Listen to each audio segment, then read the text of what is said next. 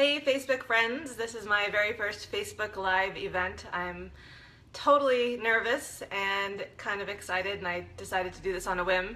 I gave a free webinar a couple of weeks ago on stress-free healthy holidays, and I wasn't able to record it, so I thought I would bring up some of the really key points here, because it's something that is a problem that I found not just in the holidays but all the time, and that is trouble creating boundaries and saying no.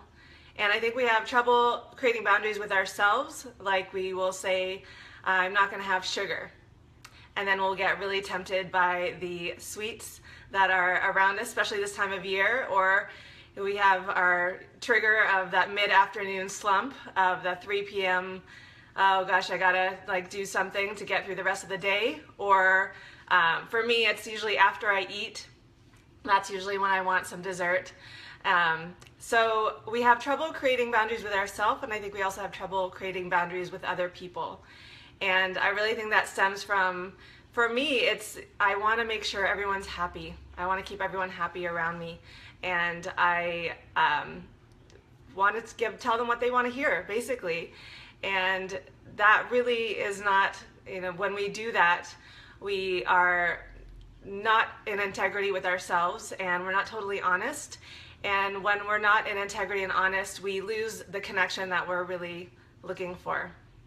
So why can't we say no? And again, I think we all have a desire to truly connect with each other and to be accepted and part of the tribe. And when we say no to someone, it's almost like this saying that we don't want to be around you, or we don't want to accept your invitation, and it's so not the case.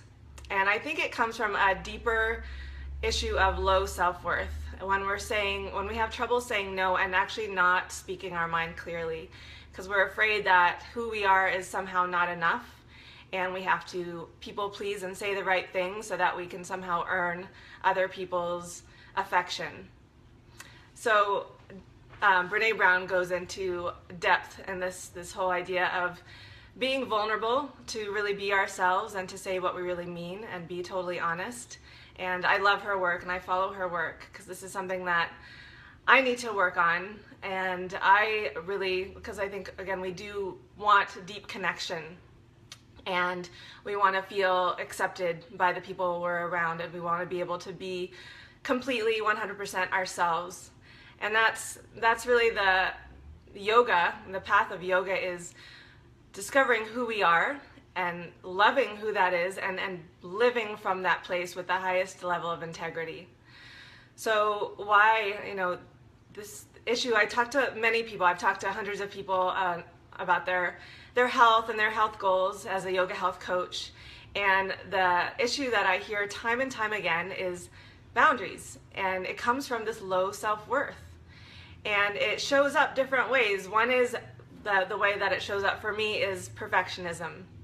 That somehow if we do everything perfectly, we'll earn our worth. And that's the most destructive lie that we can tell ourselves, is that we need to earn our worth by doing more and being more, and really burning ourselves into the ground trying to do that.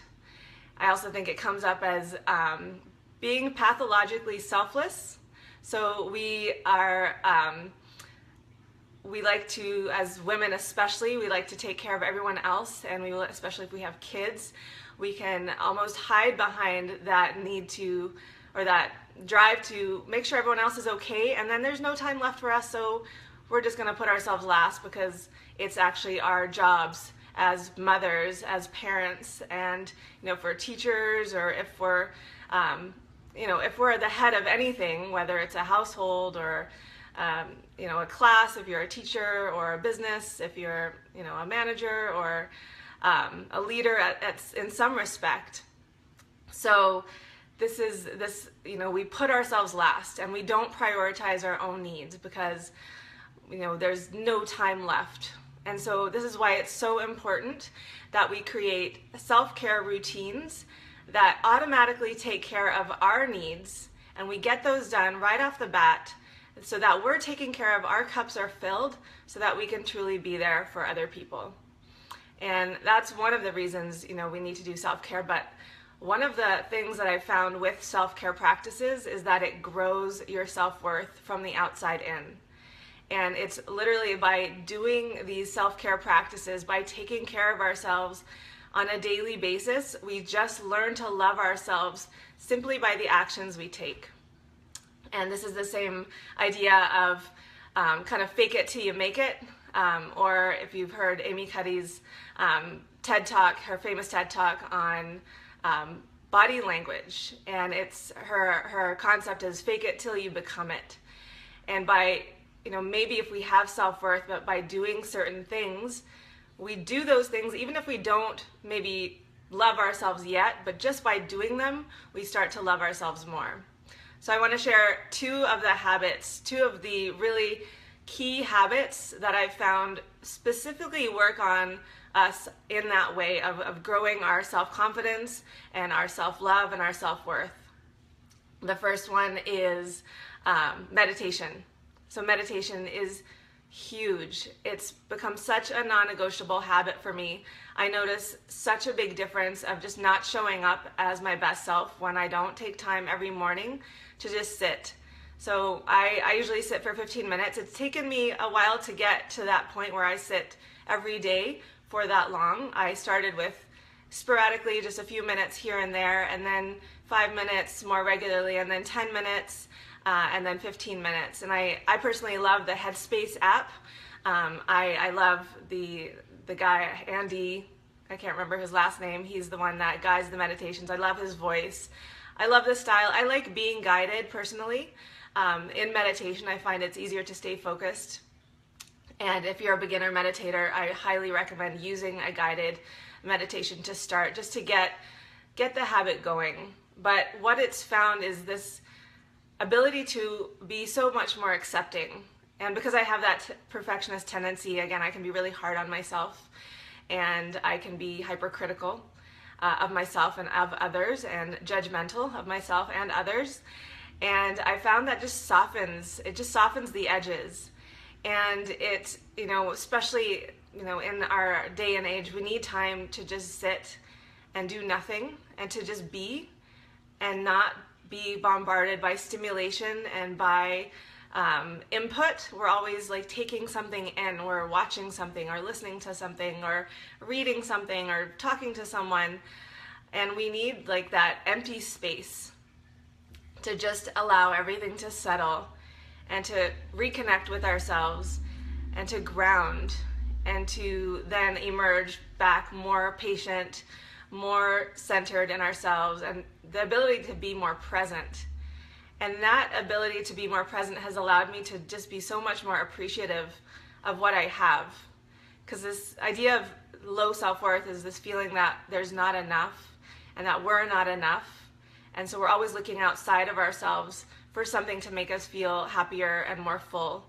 And really that can only be found inside. And meditation allows us to tap into that. So meditation, key habit for me. And self-massage. So self-massage is an Ayurvedic body practice called Abhyanga, and it's done with oil. You don't want to use lotion for several reasons. Lotion usually has preservatives, emulsifiers, all these things in it that make the oil and the water mix, which is what lotion is made of. But oil is like food for your skin. It is food in the fact that it actually feeds the good microbes on your skin. But it's the act of massaging your body and really starting to love yourself up that starts to really grow that self-worth. And I had a student in one of my courses that said, I always heard about this concept of you gotta love yourself, and this is like a big yogic concept of create self-love, but how it was more a concept, an idea, than an actual practice. So meditation is like the tangible practice of growing your own self-love. And how you do it is really an expression of self-love. It's just starting a communication, a conversation with your body of what you need, and how you're feeling, and make yourself feel good. And we need that. We need to make ourselves feel good. And again, we're the only ones that can do it. We can't depend on anyone else. We're very good at depending on other people and consuming love around us. We want to consume things that make us feel good about ourselves.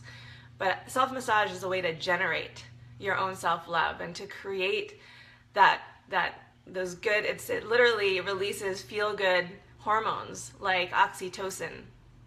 And if you've ever had a massage, you've experienced that, but we can do it for ourselves. And it's really about learning how to do things for ourselves that make us feel good and that allow us to really feel like we're confident in our own skin and happy in our bodies and fully accepting of who we are.